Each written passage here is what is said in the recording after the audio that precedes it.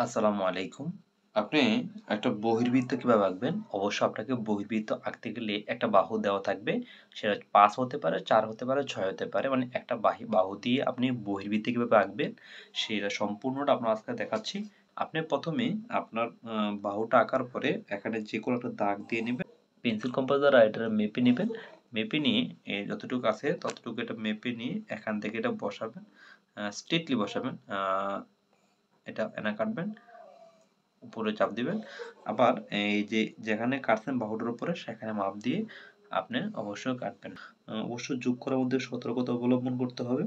স্কেলটা সোজা করে ধরতে হবে যাতে কোনো বাঁকা না হয়। বহির্বৃত্তের জন্য আমরা এটারও যোগ করে মানে এটা বৃদ্ধি করে নেব। বহির্বৃত্ত মানে হচ্ছে ত্রিভুজের বাহিরের কোণগুলাকে অর্ধেক করে যেটা বৃত্ত আঁকবে সেই বৃত্তটাকে বলা হয় বহির্বৃত্ত। এখানে আমরা যেকোনো চাপ দেব। আপনি অবশ্য এই পেন্সিলটাকে সুন্দর করে ধরে নিবেন যাতে এটা নড়াচড়া না করে।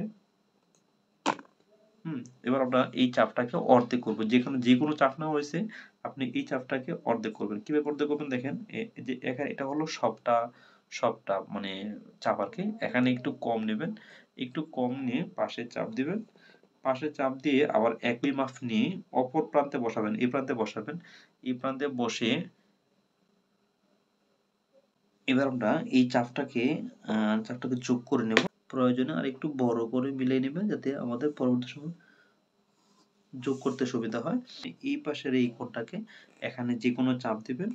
আমি এখানে একটা যেকোনো চাপ নিয়ে নিলাম। এই চাপটাকে এখানে অর্ধেক করবেন। আপনি কিভাবে অর্ধেক করবেন সেটা আমরা একটা সম্পূর্ণ দেখাচ্ছি ইনশাআল্লাহ। এই যে এটা হলো আমাদের সম্পূর্ণ চাপটা আর সম্পূর্ণ বাহুটা। একটু কম নিবেন। একটু কম নিয়ে আ চাপ দিবেন।